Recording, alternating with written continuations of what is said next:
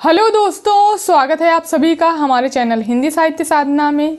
हम लोग रामचंद्र शुक्लकृत हिंदी साहित्य का इतिहास में भक्ति काल को पढ़ रहे हैं, जिसके अंतर्गत हम लोग आज प्रकरण 6 सगुण धारा भक्ति काल की फुटकल रचनाएं पढ़ने वाले हैं।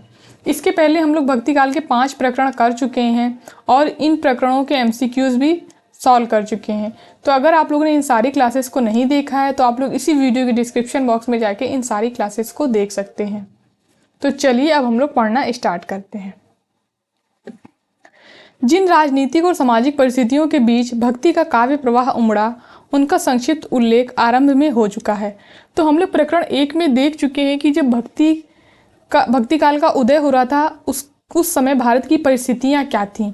भारत में मुसलमानी राज्य जो था वो प्रतिष्ठित हो चुका था और मुसलमान जो थे वो हिंदुओं के देव मंदिर को गिरा रहे थे। उनके सामने ही उनकी देव मूर्तियां तोड़ी जा रही थी और उनके पूज्य पुरुषों का अपमान हो रहा था और भारत की जो स्वतंत्र राज्य थे वो भी समाप्त हो रहे थे।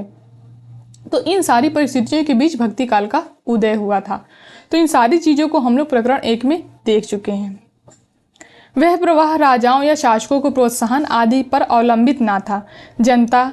वह जनता की प्रवृत्ति का प्रवाह था जिसका प्रवर्तक काल था। ना तो उसको पुरस्कार या यश के लोभ ने उत्पन्न किया था और ना भय रोक सकता था। तो ये पंक्तियां इंपॉर्टेंट हैं।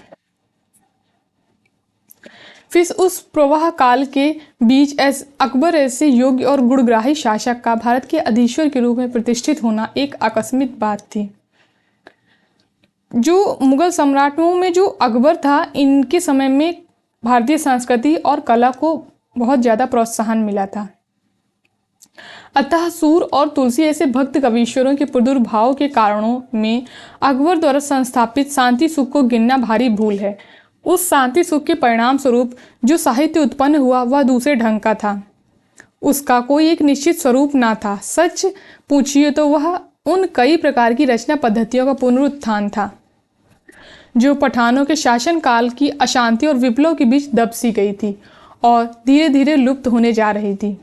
पठान शासक भारतीय संस्कृति से अपने कट्टरपन के कारण दूर ही दूर रहते थे, क्योंकि पठान जो थे वो अपने धर्म के प्रति बहुत ही ज़्यादा कट्टर थे, इसलिए वो भारतीय संस्कृति से दूर ही दूर रहते थे। अकबर की चाहे नीति कुशलता कहिए चाहे उदारता, उसने देश की परंपरागत संस्कृति में पूरा योग दिया, जिससे कला के क्षेत्र में फिर से उत्साह का संचार हुआ।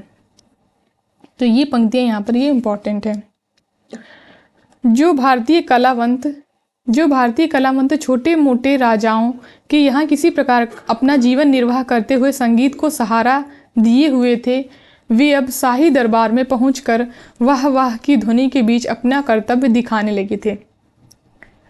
जहाँ बचे हुए हिंदू राजाओं की सभाओं में ही कविजन थोड़ा बहुत उत्साहित या पुरस्कृत किए जाते थे, वहाँ अब बादशाह के दरबार में उनका सम्मान होने लगा था। कवियों के सम्मान के साथ साथ कविता का भी सम्मान भी यहाँ तक बढ़ा कि अब्दुल रहीम खान खाना ऐसे उच्चस्थ पदस्थ सरकार के बादशाह तक ब्रज भाषा की ऐसी कविता करने लगे थे। तो जो कवि पहले होते थे वो छोटे छोटे राजाओं के सभाओं में जाकर अपनी जीविका निर्वाह के लिए कविता सुनाया करते थे, वो अब शाही दरबार में जाके अपनी कविताओं को सुनाने लगे थे। तो वहाँ से उन कवियों का भी सम्मान बढ़ा और उनकी कविता का भी सम्मान होने लगा। तो यहाँ उच्चस्थ पदस्थ सरकार बादशाह तक ऐसी कविता करने लगे थे। जाको जस है जगत में जगत सराहे जाही, ताको जीवन सफल है कहत अकबर शाही। तो ये अकबर की पंक्ति है।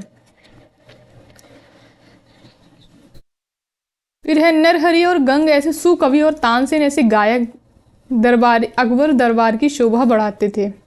तो नरहरि और कवि गंग, ये तानसेन, ये सब अकबर के दरबार में थे। यह अनुकूल परिस्थिति हिंदी काव्य को अग्रसर करने में अवश्य सहायक हुई। वीर श्रृंगार और नीति की कविताओं के आविर्भाव के लिए विस्तृत क्षेत्र फिर खुल गए, जैसा कि आरंभ काल में दिखाया जा चुका है। फुटकल कविताएं अधिकतर इन्हीं विषयों को लेकर छप्पय, कवित्त, सवैया और दोहा में हुआ करती थी। मुक्तक रचनाओं के अतिरिक्त प्रबंध काव्य परंपरा ने भी जोर पकड़ा और अनेक अच्छे आख्यान काव्य इस काल में लिखे गए। खेद है कि फिर यहाँ से ये पंक्ति इंपॉर्टेंट है। खेद है कि नाटकों की रचना की ओर ध्यान नहीं गया। हृदय राम की भाषा हनुमान नाटक को नाटक नहीं कह सकते हैं। तो रामचंद्र शुक्ल ने हृदय राम के हनुमान नाटक को नाटक नहीं कहा है, यहाँ पर ये दिया हुआ है। इसी प्रकार सुप्रसिद्ध कृष्ण भक्त कवि व्यास जी संवत 1620 के आसपास के देव नामक एक शिष्य का रचा देव माया प्रपंच नाटक, यानी जो कृष्ण भक्त कवि थे व्यास जी, इनके एक शिष्य हुए देव, इनका रचा हुआ है देव माया प्रपंच नाटक, भी नाटक नहीं ज्ञान वार्ता है। तो देव के नाटक को इन्होंने नाटक नहीं, रामचंद्र शुक्ल ने ज्ञान वार्ता कहा है। तो यहाँ तक ये पंक्ति इम्पॉर्टेंट है। फिर इसमें संदेह नहीं कि अकबर के राजत्व काल में एक ओर तो साहित्य की चली आती हुई परंपरा को प्रोत्साहन मिला, दूसरी ओर भक्त कवियों की दिव्य वाणी का स्रोत उमड़ चला। इन दोनों की सम्मिलित विभूति से अकबर का राजत्व काल जगमगा उठा और साहित्य के इतिहास में उसका विशेष स्थान हुआ। तो यहाँ पर ये वाली पंक्तियाँ इंपॉर्टेंट हैं। जिस काल में सूर और तुलसी ऐसे भक्त के अवतार तथा नरहरि गंग और रहीम ऐसे निपुण भावुक कवि दिखाई पड़े, उसकी साहित्यिक गौरव की ओर ध्यान जाना स्वाभाविक ही था। फिर भक्ति काल की फुटकल रचनाओं में सबसे पहले जो कवि आते हैं वो आते हैं छीहल, और इसमें जो है 22 कवियों को लिया है इस प्रकरण के अंतर्गत शुक्ल जी ने, ये आप लोग याद रखेंगे। ये राजपुताने की ओर के थे। संवत 1575 में इन्होंने पंचसहेली, ये इनका ग्रंथ है, नाम की एक छोटी सी पुस्तक दोहों में राजस्थानी मिली भाषा में बनाई है। तो छीहल कवि की ये रचना है पंचसहेली, इसका समय है संवत 1575 और ये दोहों में बनाई गई है और राजस्थानी मिली भाषा में लिखी गई है। तो इतनी चीज़ें आप लोग इसके बारे में याद रखेंगे। जो कविता की दृष्टि से अच्छी नहीं कही जा सकती, इसमें 5 सखियों की विरह वेदना का वर्णन है। तो यहाँ ये भी बताया गया है कि पंचसहेली का विषय क्या है, तो इसमें 5 सहेलियों की विरह वेदना का वर्णन है। दोहे इस ढंग के हैं कि देखा नगर सुहावना, अधिक सुचंगा स्थानु, नाव चंदेरी पर गटा, जनो सुरलोक समानु। फिर इनकी लिखी एक बावनी भी है जिसमें 52 दोहे हैं। तो पंचसहेली के अतिरिक्त एक और रचना है छीहल की बावनी, और ये भी दोहे में ही है। फिर दूसरे कवि आते हैं लालच दास। ये रायबरेली के एक हलवाई थे। इन्होंने संवत 1585 में हरिचरित, ये इनका ग्रंथ हरिचरित, और संवत 1587 में भागवत दशम स्कंद भाषा नाम की पुस्तक अवधि मिली भाषा में बनाई। यानी इन दोनों की जो भाषा है वो अवधि मिली हुई भाषा है। और हरिचरित का समय है 1585 और भागवत दशम स्कंद भाषा का समय है 1587। ये दोनों पुस्तकें काव्य की दृष्टि से सामान्य श्रेणी की हैं और दोहे चौपाइयों में लिखी हैं। दशम स्कंद भाषा का उल्लेख हिंदुस्तानी फ्रांसीसी विद्वान गारसा दातासी ने किया है और लिखा है कि उनका अनुवाद फ्रांसीसी भाषा में हुआ है। यानी इन दोनों ही का ही अनुवाद फ्रांसीसी भाषा में ही हुआ है। भागवत भाषा इस प्रकार की चौपाइयों में लिखी है, यानी भागवत दशम स्कंद भाषा जो है वो इन चौपाइयों में लिखी है कि 1587 जहिया, यहाँ पे इसका सन दिया हुआ, समय बिलबिंद परनव बरनव तहिया, मास अषाढ़ कथा अनुसारी, हरिबासर रजनी उजियारी। तो ये भागवत दशम स्कंद कथा का रचना काल इस पंक्तियों में दिया हुआ है।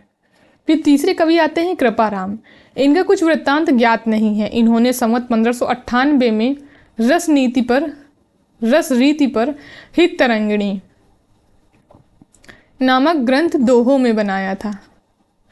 तो यहाँ पर हित तरंगिणी का समय दिया हो 1598, संवत 1598, और ये दोहों में बना हुआ है। रीति या लक्षण ग्रंथों में यह बहुत पुराना है।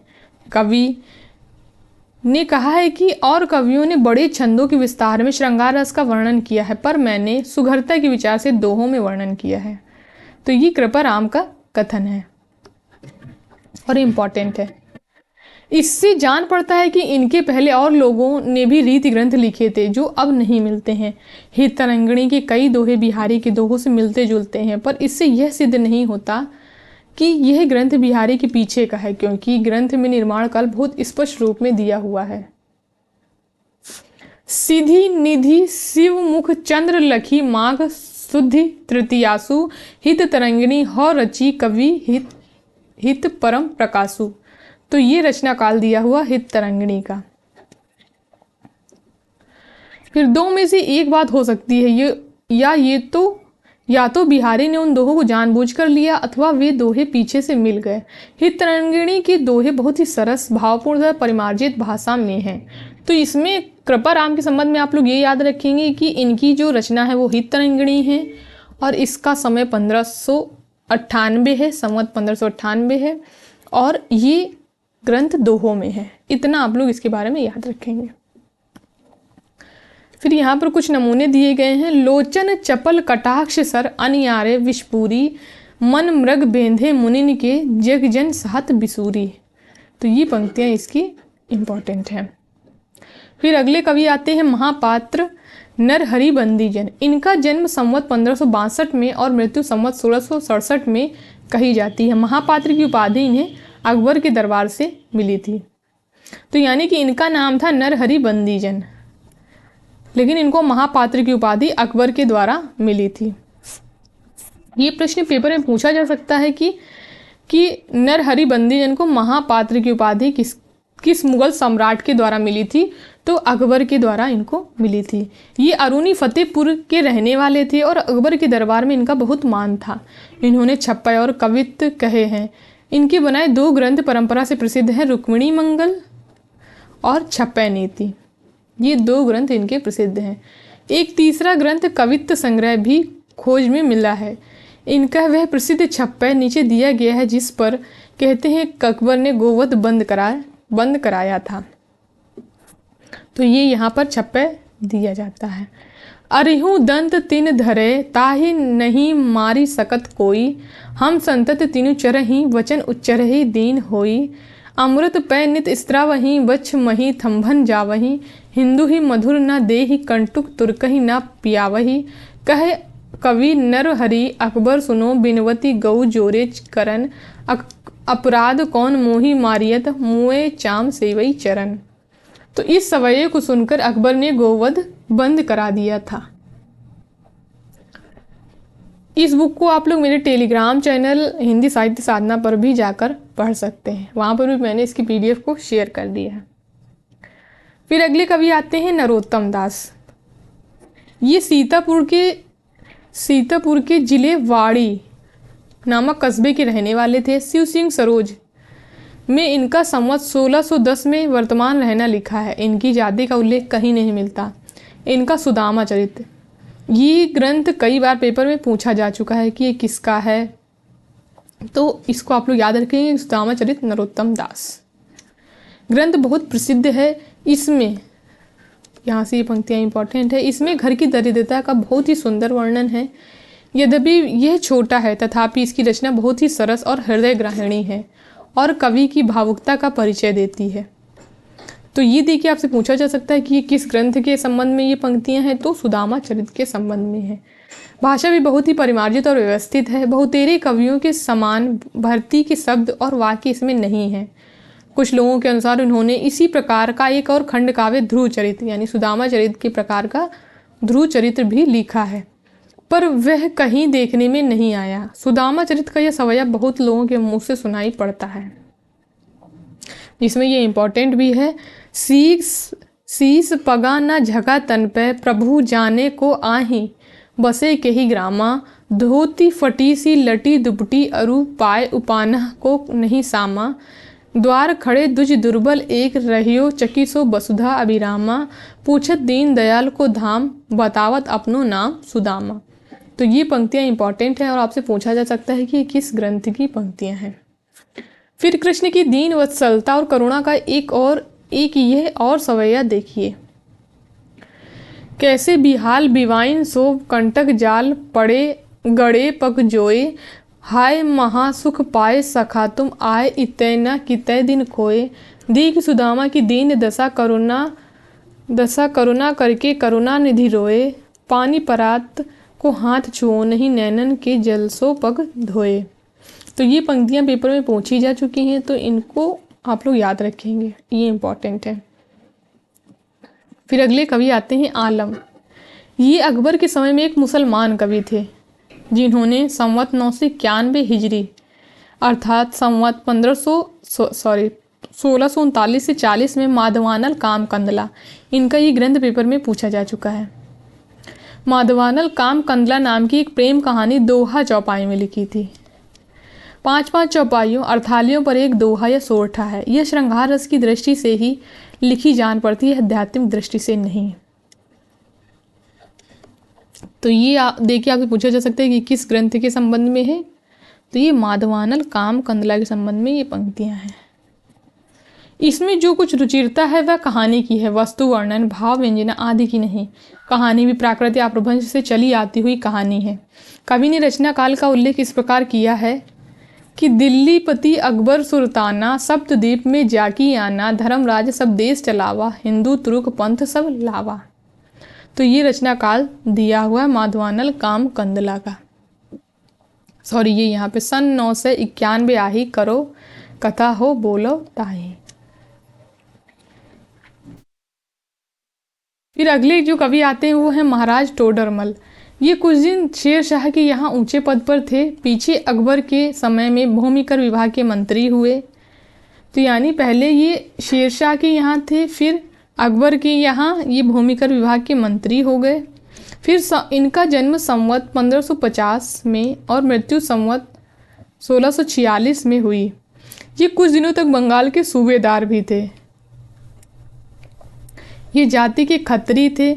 इन्होंने शाही दफ्तरों में हिंदी के स्थान पर फारसी का प्रचार किया, जिससे हिंदुओं का झुकाव फारसी की शिक्षा की ओर हुआ। तो पूछा जा सकता है आपसे कि भक्ति काल का कौन सा कवि है जिसने शाही दफ्तरों में जाके हिंदी की अपेक्षा फारसी का प्रचार किया है, तो महाराज टोडरमल। ये प्रायः नीति संबंधी पद कहते थे। इनकी कोई पुस्तक तो नहीं मिलती, फुटकल कविता इधर उधर मिल जाते हैं, एक कविता नीचे दिया जाता है। तो ये यहाँ पर ये पंक्तियां इंपॉर्टेंट है। जार को विचार कहाँ, गणिका को लाज कहाँ, गदहा को पान कहाँ, आंध्रे को आरसी, निगुनी को गुण कहाँ, दान कहाँ, दारिद को सेवा कहाँ, सोम की अरंडन की डारसी, मदिपी को सूची कहाँ, सांच कहाँ, लंपट को नीच को बचन कहाँ, स्यार की पुकार सी, टोडर सुकवि ऐसे हटी तो न टरे टारे टरे, भावे कहो सुधी बात भावे कहो फारसी। तो यहाँ पर ये पंक्तियाँ जो हैं ये इंपॉर्टेंट है। फिर अगले कवि हैं महाराज बीरबल। इनकी जन्मभूमि कुछ लोग नारनौल बताते हैं। इनका नाम महेश दास है। प्रयाग के किले के भीतर जो अशोक स्तंभ है उस पर यह खुदा है कि संवत 1632 शाके 1493 मार्ग बदी 5 सोमवार गंगादास सुत महाराज बीरबल श्री तीर्थ राज प्रयाग की यात्रा सुफल लिखित। ये उल्लिखित है अशोक स्तंभ में। यह लेख महाराज बीरबल के संबंध में ही जान पड़ता है, क्योंकि गंगादास और महेश दास नाम मिलते जुलते हैं, जैसे पिता पुत्र के हुआ करते हैं। बीरबल का जो उल्लेख भूषण ने किया है उससे इनके निवास स्थान का पता चलता है। तो ये जो पंक्तियां हैं ये भूषण की हैं। द्विज कन्नौज कुल कश्यपी रत्नाकर सुध धीर, बसंत त्रिविक्रमपुर सदा तरने तनुजा तीर। ये पंक्तियां इंपॉर्टेंट हैं। फिर ये वीर बीरबल से जहां उपजे कवि अरुधूप, देव बिहारीश्वर जहां विश्वेश्वर तद्रूप। इनका जन्म स्थान तिकवापुर ही ठहरता है, पर कुल का निश्चय नहीं होता। यह तो प्रसिद्ध है कि ये अकबर के मंत्रियों में थे और बड़े ही वाक चतुर और प्रत्युत्पन्नमती थे। इनके और अकबर के बीच होने वाले विनोद और चुटकुले उत्तर भारत के गांवों में प्रसिद्ध हैं।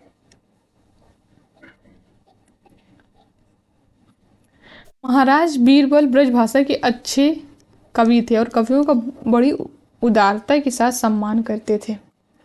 कहते हैं केशव दास जी को इन्होंने एक बार 6 लाख रुपए दिए थे और केशव दास की पैरवी से ओरछा नरेश पर 1 करोड़ का जुर्माना मुआफ कर दिया था। इनके मरने पर अकबर ने यह सोरठा कहा है कि दीन देखि सब दीन, एक न दीन हो दुसह दुख, सो अब हम कह दीन, कछु नहीं राख्यो बीरबल। तो ये अकबर ने कहा था बीरबल के मरने पर। इनकी कोई पुस्तक नहीं मिलती, पर कई सौ कवित्तों का यह संग्रह भरतपुर में है। इनकी रचना अलंकार आदि काव्यांगों से पूर्ण और सरस होती थी। कविता में ये अपना नाम ब्रह्मा रखते थे। तो ये पंक्तियाँ इनकी इंपॉर्टेंट है, और ये अपना नाम ब्रह्मा रखते थे, ये आप लोग याद रखेंगे। पूछा जा सकता है कि बीरबल अपने कविता में अपना क्या नाम रखते थे, तो ब्रह्मा रखते थे। उछरी उछरी कैके झपटे उरग पर, उरगहु केकिन पे लपटे लहकी है। तो ये पंक्तियाँ इनकी इम्पॉर्टेंट है। फिर ये वाली पूत कपूत कुलच्छिन नारी, लराक परोस लजायन सारो, बुद्धि कुबुद्धि पुरोहित लंपट, चाकर चोर अतिय धुतारो। फिर अगले कवि हैं गंग। ये अकबर के दरबारी कवि थे और रहीम खान खाना इन्हें बहुत मानते थे। यानी कवि गंग को रहीम खान खाना इन्हें बहुत मानते थे। इनके जन्म काल तथा कुल आदि का ठीक व्रत ज्ञात नहीं। कुछ लोग इन्हें ब्राह्मण कहते हैं, पर कुछ अधिकतर ये ब्रह्म भट्ट ही प्रसिद्ध हैं।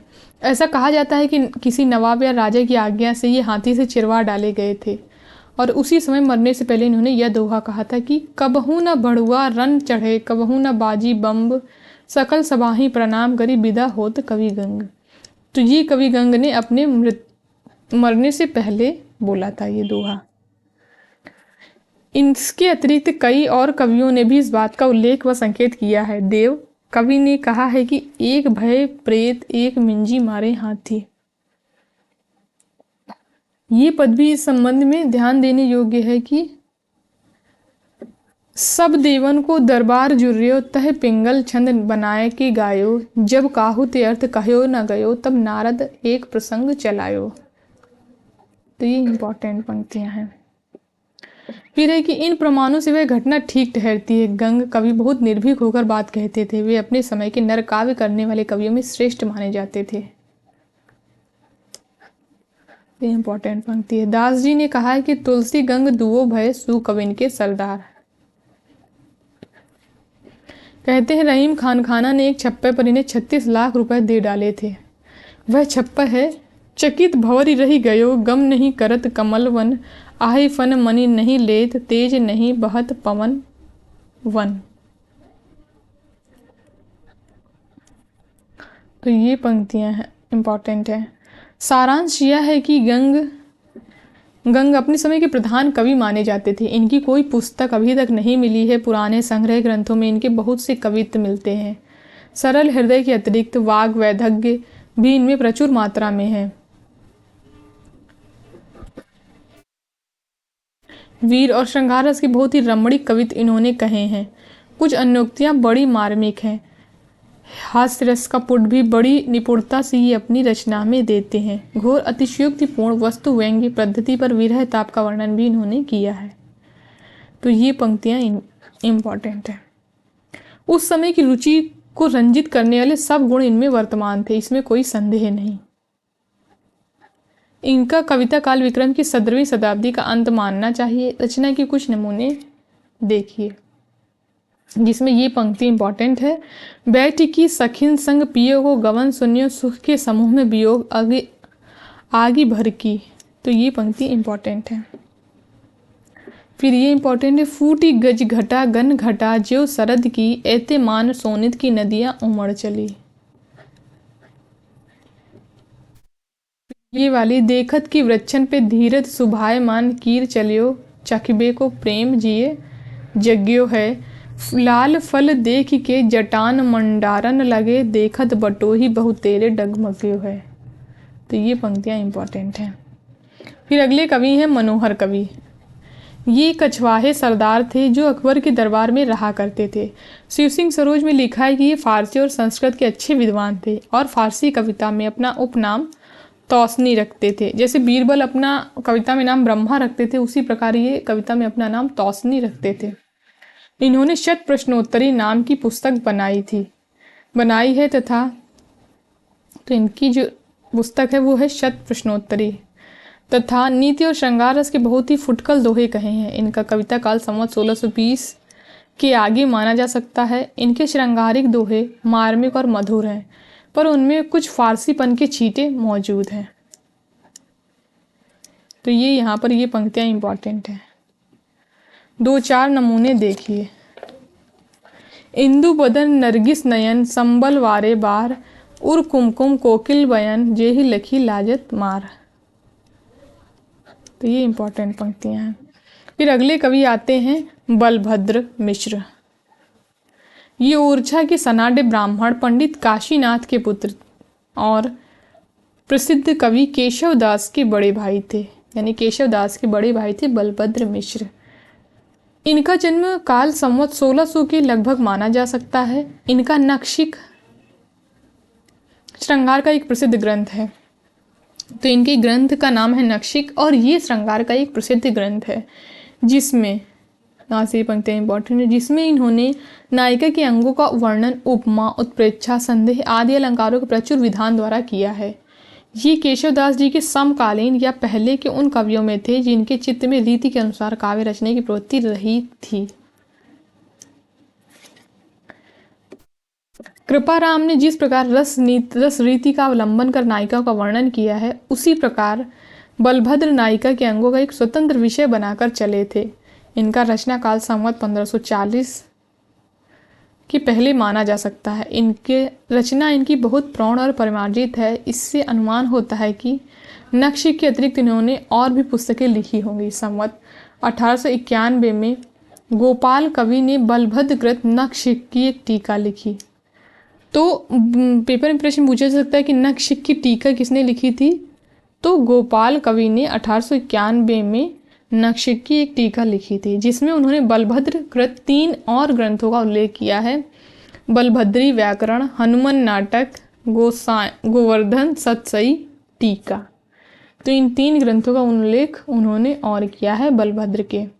पुस्तकों की खोज में इनका दूषण विचार नाम का एक और ग्रंथ मिला है, जिसमें काव्य दोषों का निरूपण है, यानी दूषण विचार में काव्य दोषों का निरूपण है। नक्षिक के 2 कवित्व उद्धत किए जाते हैं। पाटल नयन कोक नद केसे दल दोऊ बलभद्र बासर उनीद लख्यो बाल में। तो ये पंक्तियाँ इसकी इंपॉर्टेंट हैं। फिर ये मरकत के सूत केंधो पन्नग के पूत अति राजत अभूत तमराज कैसे तार है मखतुल गुणग्राम शोभित सरस श्याम काम मृग कानन के केहु कुह के कुमार हैं। तो ये पंक्तियाँ इसकी इंपॉर्टेंट हैं। फिर अगले कवि आते हैं जमाल। ये भारतीय काव्य परंपरा से पूर्ण परिचित कोई सहृदय मुसलमान कवि थे, जिनका रचना काल संवत 1627 अनुमान किया जाता है। इनकी नीति और श्रृंगार की दोहे राजपुताने की ओर बहुत जनप्रिय हैं।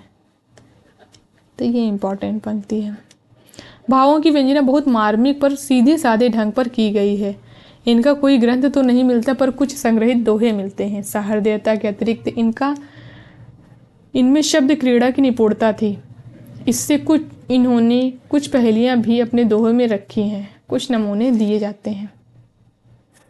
पूनम चांद कुसुम्भ रंग नदी तीर दुमडाल रेत भीत भूस लिपड़ो ए थिर नहीं जमाल।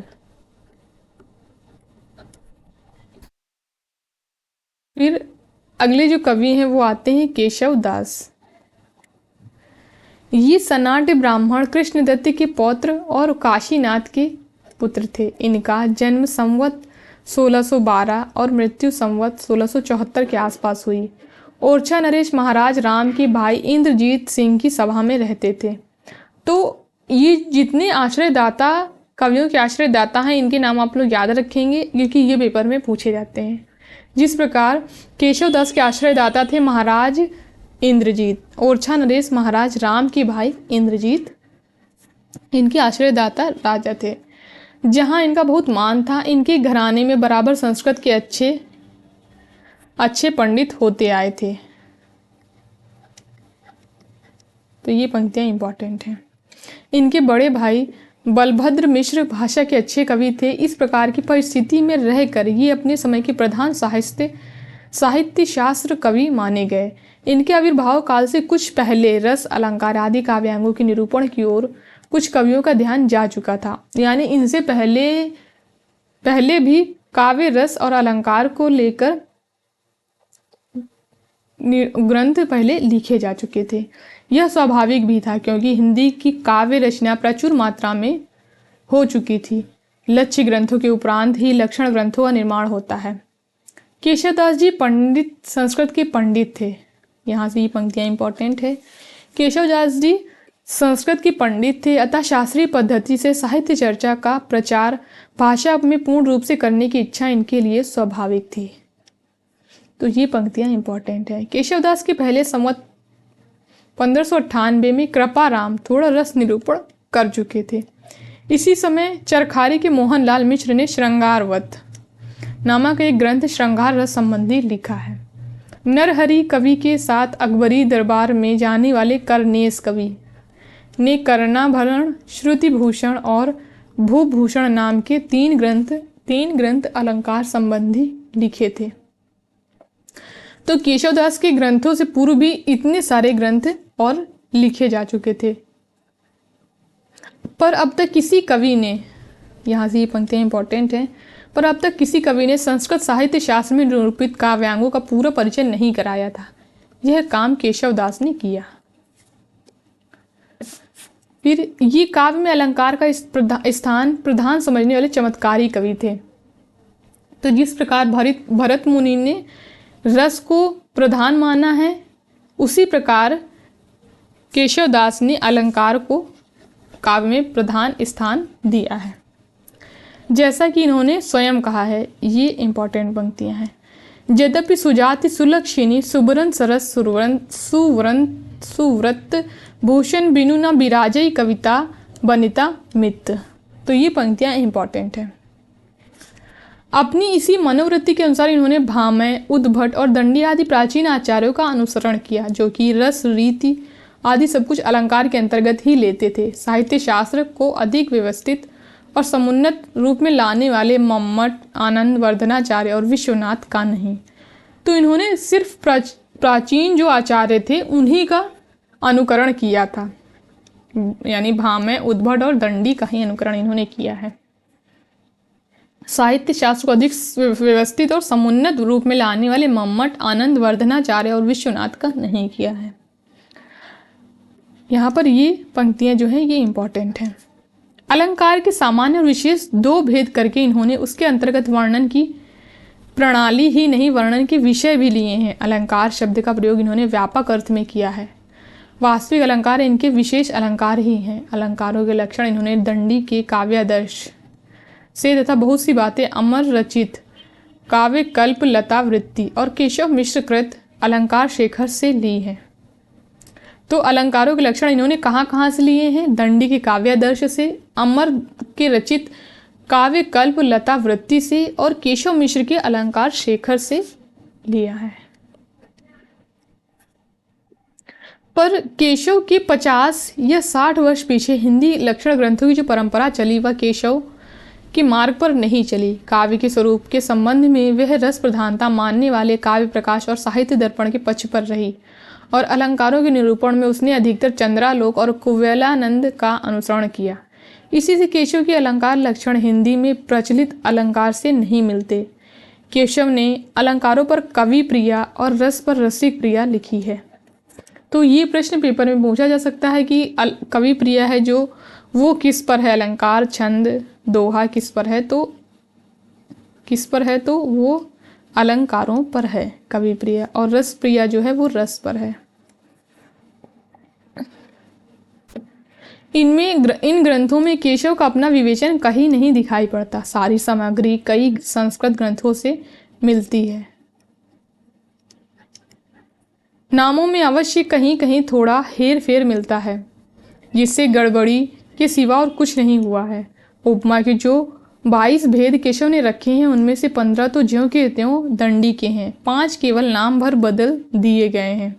शेष रहे 2 भेद संकीर्णोपमा और विपरीतोपमा।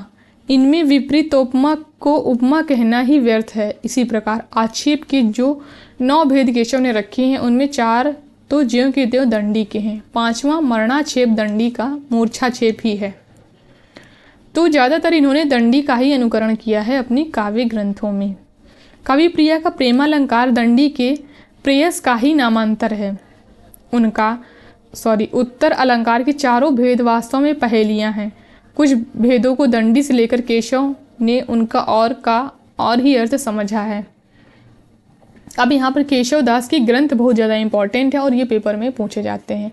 तो इनके रचे हुए 7 ग्रंथ मिलते हैं, कभी कभी ये नंबर भी पूछ लिया जाता है। तो आप लोग याद रखेंगे कि शुक्ल जी ने इनके 7 ग्रंथ बताए हैं, जिसमें है कवि प्रिया, रसिक प्रिया, रामचंद्रिका, वीर सिंह देवचरित, विज्ञान गीता, रतन बावनी और जहांगीर जस चंद्रिका। तो ये 7 ग्रंथ जो हैं वो केशव दास के मिलते हैं। केशव को कवि हृदय नहीं मिला था, यहाँ से ये पंक्तियाँ इंपॉर्टेंट हैं। केशव को कवि हृदय नहीं मिला था, उसमें वह सहृदयता और भावुकता भी ना थी जो एक कवि में होनी चाहिए। वे संस्कृत साहित्य से सामग्री लेकर अपने पांडित्य और रचना कौशल की धाक जमाना चाहते थे, पर इस कार्य में सफलता प्राप्त करने के लिए भाषा पर जैसा अधिकार चाहिए वैसा उन्हें प्राप्त ना था। अपनी रचनाओं में उन्होंने संस्कृत काव्यों की उक्तियाँ लेकर भरी हैं। तो ये पंक्तियाँ जो हैं ये पेपर में पूछी जा चुकी हैं कि ये किस साहित्यकार की हैं, पर उन उक्तियों को स्पष्ट रूप से व्यक्त करने में उनकी भाषा बहुत कम समर्थ हुई है। पदों और वाक्यों की न्यूनता, अशक्त फालतू शब्दों के प्रयोग और संबंध के अभाव आदि के कारण भी अप्रांजल उबड़ खाबड़ हो गई है और तात्पर्य भी स्पष्ट रूप से व्यक्त नहीं हो सका है। केशव की कविता तो जो कठिन कही जाती है उसका प्रधान कारण उनकी यह त्रुटि है, उनकी मौलिक भावनाओं की गंभीरता या जटिलता नहीं है। तो ये पंक्तियाँ इंपॉर्टेंट है। रामचंद्रिका में प्रसन्न राघव, हनुमान नाटक, अनर्घ राघव, कादम्बरी और नैषध की बहुत सी उक्तियों का अनुवाद करके रख दिया गया है। तो ये पूछा जा सकता है कि इस जो रामचंद्रिका रचना है केशवदास की, उसमें किन ग्रंथों की उक्तियों का अनुवाद करके रख दिया गया है। तो प्रसन्न राघव, हनुमान नाटक, अनर्घ राघव, कादम्बरी और नैषध की उक्तियों का अनुवाद करके रख दिया गया है। कहीं कहीं अनुवाद अच्छा ना होने के कारण उक्ति विकृत हो गई है, जैसे प्रसन्न राघव प्रियतम पदय रंकिता भूमि भागान का अनुवाद प्यो पद पंकज ऊपर करके केशव ने उक्ति को एकदम बिगाड़ डाला है। हाँ, जिन उक्तियों में जटिलता नहीं है, समाज शैली का आश्रय लिया गया है, उनके अनुवाद में कहीं कहीं बहुत अच्छी सफलता प्राप्त हुई है, जैसे भरत के प्रश्न और कैकेयी के उत्तर में माँ तू कहाँ नृपतात गए सुरलोक ही क्यों सुत शोक गए, जो कि हनुमान नाटक के एक श्लोक का अनुवाद है। केशव ने 2 प्रबंध काव्य लिखे हैं। तो 7 ग्रंथों में इनके 2 प्रबंध काव्य हैं, वीर सिंह देवचरित और दूसरा रामचंद्रिका। तो ये भी प्रश्न पूछा जा सकता है कि केशवदास के निम्न में से कौन से ग्रंथ जो हैं वो प्रबंध काव्य हैं। तो ये आप लोग याद रखेंगे कि वीर सिंह देवचरित और रामचंद्रिका दोनों प्रबंध काव्य हैं। पहला तो काव्य ही नहीं कहा जा सकता, यानी वीर सिंह देवचरित को शुक्ल जी कह रहे हैं कि इनको काव्य ही नहीं कहा जा सकता। इसमें वीर सिंह देव का चरित्र तो थोड़ा है, दान लोभ आदि के संवाद भरे हैं। रामचंद्रिका अवश्य एक प्रसिद्ध ग्रंथ है, पर यह समझ रखना चाहिए कि केशव उक्ति वैचित्र और शब्द क्रीड़ा के प्रेमी थे। जीवन के नाना गंभीर और मानविक पक्षों पर उनकी दृष्टि नहीं थी, अतः वे मुक्तक रचना के ही उपयुक्त थे, प्रबंध रचना के नहीं। तो ये पूछा जा सकता है कि ये जो कथन है ये किसका है। प्रबंध पटुता उनमें कुछ भी ना थी। प्रबंध काव्य के लिए 3 बातें आवश्यक हैं: संबंध निर्वाह, कथा के गंभीर और मार्मिक स्थलों की पहचान और दृश्यों की स्थानगत विशेषता। 3 जो बातें हैं वो अनिवार्य बताई हैं शुक्ल जी ने प्रबंध काव्य के लिए। संबंध निर्वाह की क्षमता केशव में ना थी। उनकी रामचंद्रिका अलग अलग लिखे हुए वर्णों का संग्रह सी जान पड़ती है।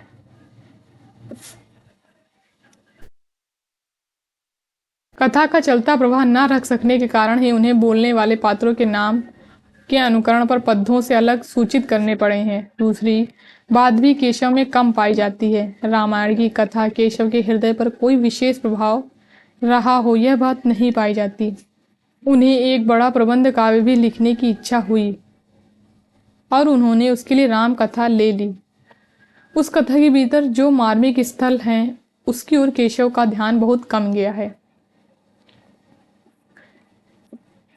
वे ऐसे स्थलों को या तो छोड़ गए हैं या यूं ही इतिवृत्त मात्र कहकर चलता कर दिया है। राम आदि को वन की ओर जाते देख मार्ग में पढ़ने वाले लोगों से कुछ कहलाया भी तो यह कि कींधो मुनि शापहत कींधो ब्रह्म दोष रत कींधो को ठग हो। ऐसा अलौकिक सौंदर्य और सौम्य आकृति सामने पाकर सहानुभूतिपूर्ण शुद्ध सात्विक भावों का उदय होता। इसका प्रभाव शायद एक दूसरे को संदेह की दृष्टि देखने वाले नीति कुशल दरबारियों के बीच रहकर केशव के लिए कठिन था। दृश्यों की स्थानगत विशेषता। केशव की रचनाओं में ढूंढना तो व्यर्थ ही है। पहली बात तो यह है कि केशव के लिए प्राकृतिक दृश्यों में कोई आकर्षण नहीं था। वे उनकी देशगत विशेषताओं का निरीक्षण क्यों करने जाते। फिर दूसरी बात यह है कि केशव की बहुत पहले से ही इसकी परंपरा एक प्रकार से उठ चुकी थी। कालिदास के दृश्य वर्णनों में देशगत विशेषताओं का जो रंग पाया जाता है वह भवभूति तक तो कुछ रहा, उसके पीछे नहीं। फिर तो वर्णन रूढ़ हो गए। चारों ओर फैली हुई प्रकृति के नाना रूपों के साथ केशव के हृदय का सामंजस्य कुछ भी न था। अपनी इस मनोवृत्ति का आभास उन्होंने यह कहकर कि देखे मुख भावे अनदेखई कमल चंद ताते मुख मुखै सखी कमलौ न चंदरी साफ दे दिया है। ऐसे व्यक्ति से प्रकृति के सच्चे वर्णन की भला क्या आशा की जा सकती है। पंचवटी और प्रवर्षण गिरी ऐसे रमणीय स्थलों पर शब्द साम्य के आधार पर श्लेष की एक भद्दे खिलवाड़ के अतिरिक्त और कुछ ना मिलेगा। केवल शब्द साम्य के सहारे जो उपमान लाए गए हैं कि किसी रमणीय दृश्यों से उत्पन्न सौंदर्य की अनुभूति की सर्वथा विरुद्ध या बेमेल हैं। जैसे प्रलय काल, पांडव, सुग्रीव, शेषनाग सदृश या सधर्म की दृष्टि से दृश्य वर्णन में जो उपमाएं उत्प्रेक्षाएं आदि लाई गई हैं वे भी सौंदर्य की भावना में वृद्धि करने के स्थान पर कौतूहल मात्र उत्पन्न करती हैं। जैसे श्वेत कमल के छत्ते पर बैठे हुए भंवरे पर यह उक्ति, केशव राय मानव कमलासन के ऊपर सोहे हैं। पर कहीं कहीं रमणीय और उपयुक्त उपमान भी मिलते हैं। जैसे जनकपुर के सूर्योदय के वर्णन में, जिसमें कापालिक काल को छोड़कर और सब उपमान रमणीय हैं। तो इनका वर्णन केशव दास ने अच्छा किया। यहाँ पे शुक्ल जी कह रहे हैं कि जनकपुर के सूर्योदय का वर्णन में इनको सफलता मिली है। सारांश यह है कि प्रबंध काव्य रचना के योग्य ना तो केशव में अनुभूति थी ना शक्ति। तो ये पंक्तियां इंपॉर्टेंट है। यहाँ पर परंपरा से चले आती हुई कुछ नियत विषयों जैसे युद्ध, सेना की तैयारी, उपवन, राज दरबार के ठाठ बार, श्रृंगार और वीर रस, फुटकल वर्णन ही अलंकारों की भरमार के साथ वे करना जानते थे। इसी से बहुत से वर्णन यूं ही बिना अवसर का विचार किए वे भरते गए। वे वर्णन के लिए करते थे, ना कि प्रसंग या अवसर की अपेक्षा से। तो यहाँ ये पंक्तियाँ इंपॉर्टेंट हैं। कहीं तो उन्होंने उचित अनुचित की भी परवाह नहीं की। जैसे भरत की चित्रकूट यात्रा के प्रसंग में सेना की तैयारी और तड़क भड़क का वर्णन, अनेक प्रकार के रूखे सूखे उपदेश भी बीच बीच में रखना वे नहीं भूलते। दान, महिमा, लोक निंदा के लिए तो प्रायः जगह निकाल लिया करते थे। उपदेशों का समावेश दो एक जगह तो पात्र का बिना विचार किए अत्यंत अनुचित और भद्दे रूप में किया गया है। जैसे वन जाते समय राम का अपनी माता कौशल्या को पतिव्रत का उपदेश।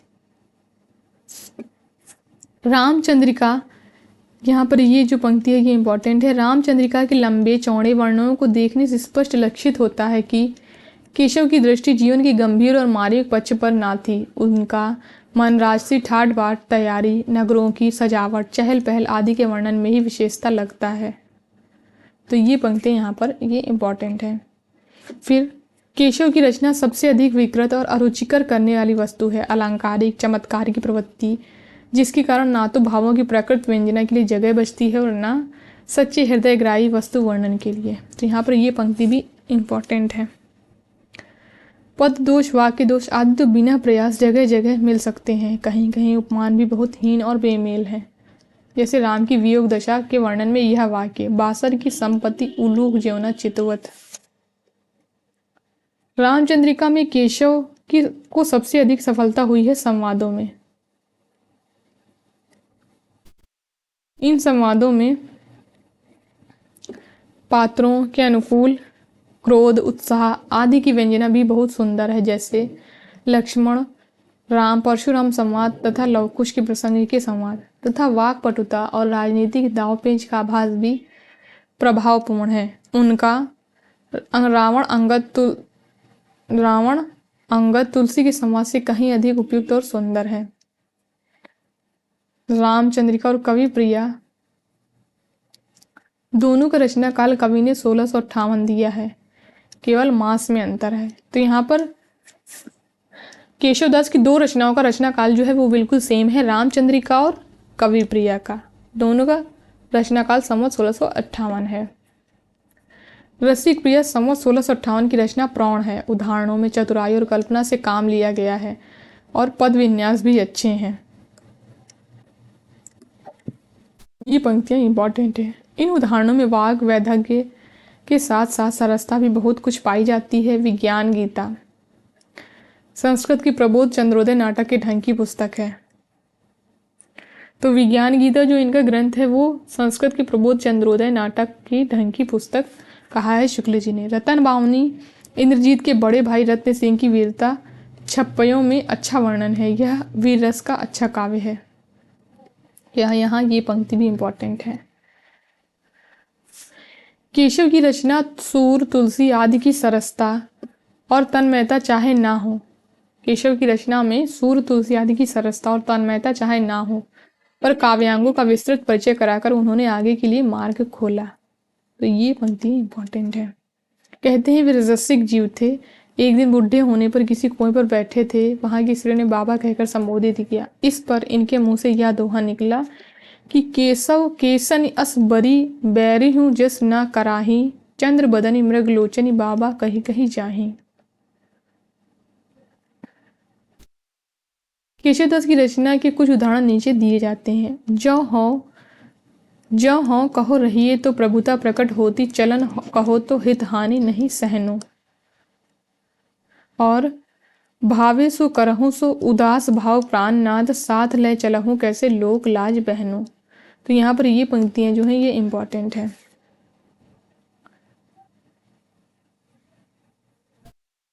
फिर यहाँ पर ये वाली पंक्ति इंपॉर्टेंट है जो कि रामचंद्रिका से है। अरुण गात अति प्रात पद्मिनी प्राण नाथ भय, मानहु केशव दास कोक नद कोक प्रेम में।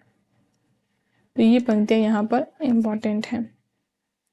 फिर ये विधि के समान है विमानीकृत राजहंस, विविध विबुध युद्ध मेरु से अचल है। दीप्ति दीप्ति अति सातव दीप देखिए, तो दूसरो दिलीप सो सुदक्षिणा को बल है। तो ये पंक्तियां इसमें इंपॉर्टेंट है। फिर यहाँ पर ये पंक्तियां इंपॉर्टेंट है। कुंतल ललित नील भ्रकुटी धनुष नैन, कुमुद कटाक्ष बाण सबल सदाई है, सुग्रीव सहित तार अंग दादि भूषणन, मध्य देश केशरी के जग गति भाई है। तो ये पंक्तियां यहाँ पर ये इंपॉर्टेंट है। फिर आगे ये है कि पढ़ो विरंचि मौन वेद, जीव सोर छड़ी रे, कुबेर बैर के कही ना छन जच्छ भीर मंडी रे। तो ये पंक्तियां यहाँ पर इंपॉर्टेंट है। फिर ये वाली दिनेश जाई दूरी बैठू नारदादी संग ही, न बोलू चंद मंद बुद्धि इंद्र की सभा नहीं। यहाँ पर ये पंक्तियां इंपॉर्टेंट है। अब बचे हुए कवियों को हम लोग कल वाली वीडियो में देखेंगे। तो आप लोगों को ये वीडियो कैसा लगा आप लोग कमेंट करके ज़रूर बताइएगा। धन्यवाद दोस्तों मेरी वीडियो को लास्ट तक देखने के लिए। अगर वीडियो पसंद आया हो तो लाइक करिए, शेयर करिए एंड हमारे चैनल को सब्सक्राइब